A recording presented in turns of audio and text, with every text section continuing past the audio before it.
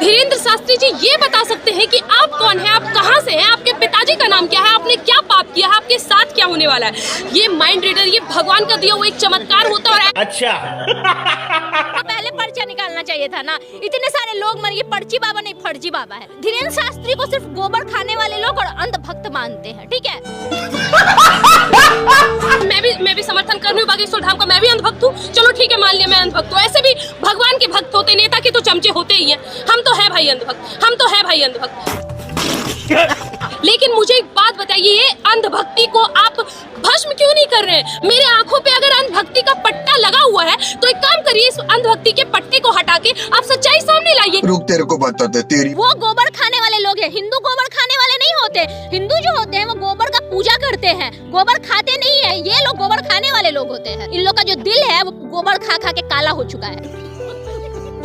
तो दोस्तों, वीडियो की ट्रेलर देखकर तो समझ ही गए होंगे वीडियो किस टॉपिक पे होने वाली है। और ये खुशबू पांडे तो कहती है धीरेन्द्र शास्त्री जी तो भगवान का दिया हुआ चमत्कार बाबा है, तभी तो हर किसी के बारे में बता सकते हैं कल उनके साथ क्या होना है और नहीं होना है। फिर करिश्मा जी ने जवाब दी, इतना ही भगवान का दिया हुआ चमत्कार बाबा है तो महाकुंभ में इतना लोग जो मारे गए हैं तो पहले ही पर्ची काहे नहीं निकाला। अरे हमारा देश तो हमेशा जाना ही गया है। क्या लगता है ये ताजमहल की वजह से? ना, ये 7 अजूबों जिसका नाम लेते हैं, कुतुब मीनार, विष्णु स्तंभ, ताजमहल, मध्य प्रदेश का भुज मंदिर देखिए, ताजमहल उसके पैर के बराबर भी नहीं है।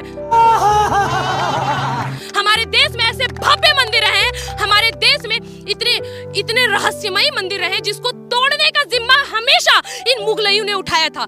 और हाँ, उनको अगर हमारे देश में आक्रमण करके जाना रहता तो लूटते और चले जाते, लेकिन उन्होंने क्या किया? हमारे देश की संस्कृति को नष्ट किया। कट्टरता जिसके अंदर होगा वो देशद्रोही है, जिसके अंदर, चाहे वो हिंदू है या मुस्लिम है। अगर कोई हिंदू कट्टर है तो वो भी देशद्रोही है। और उसको अगर उसमें ज्यादा हिंदुत्व भरा हुआ है तो नेपाल चला जाए, नेपाल चला जाए, नेपाल चला जाए। इतनी खुशी मुझे। वो गोबर खाने वाले लोग हैं, हिंदू गोबर खाने वाले नहीं होते। हिंदू जो होते हैं वो गोबर का पूजा करते हैं, गोबर खाते नहीं है। लेकिन ये जो जिनको असामाजिक तत्व हम बोलेंगे, ये लोग गोबर खाने वाले, मूत पीने वाले ये लोग होते हैं। धीरेन्द्र शास्त्री जी ये बता सकते हैं कि आप कौन हैं, आप कहां से हैं, आपके पिताजी का नाम क्या है, आपने क्या पाप किया है, आपके साथ क्या होने वाला है। ये माइंड रीडर, ये भगवान का दिया हुआ एक चमत्कार होता है। और ऐसे चमत्कार पर अरे मुझे चक्कर आने लग गया अब।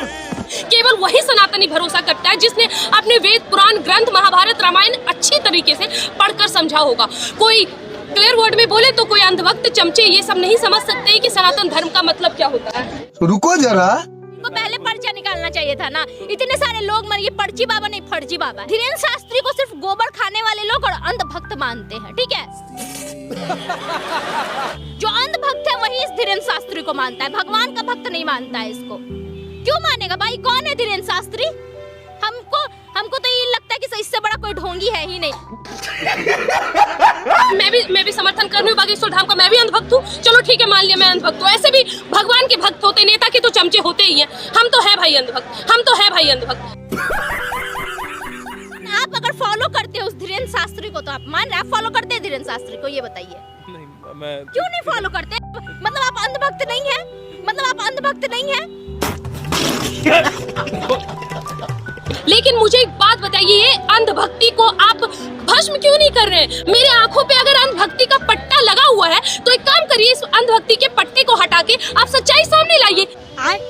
इनमें गुब्बत है, औकात है इनकी, हमारे धर्म से टकराते हैं। आपको पता है हिंदुओं की गलती क्या है?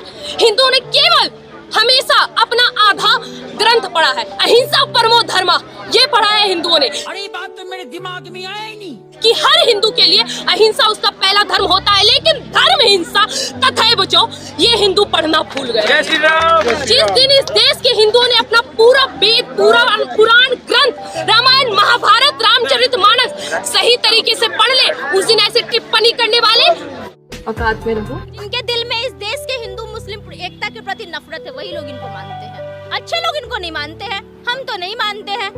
अच्छा, जो बाकी लोग तो इनको पगला मानते हैं। ये दूसरे को पागल बोलता है, लेकिन ये तो खुद पागल है। जब तक हम सहते रहेंगे, हम कटते रहेंगे। जिस दिन हम अपनी सहनशीलता को छोड़कर बाहर आते हैं, ये हमारे समर्थन में होगा।